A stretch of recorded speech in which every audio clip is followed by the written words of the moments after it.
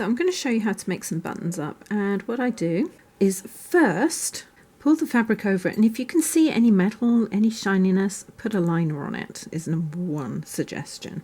And then all I'm going to do, you can use the pattern, but I literally just cut around them, giving it about 1/4 to 1/2 an inch around. Then I go along the warp or the weft thread first and hook it into place like that. I usually use a pin to do that, just helps. And then I'll go the other way like that.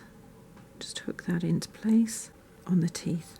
Now I prefer to use these buttons with the teeth on them because I find they don't come out of projects as easily.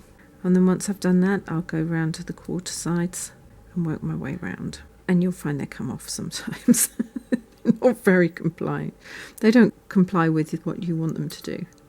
But as I say, just work your way around so the outside is as even as you can, no pleats. Go back if you need to. Just work it in, make them as tight as you can. You'll put one side in and you'll realise that it's just coming back out.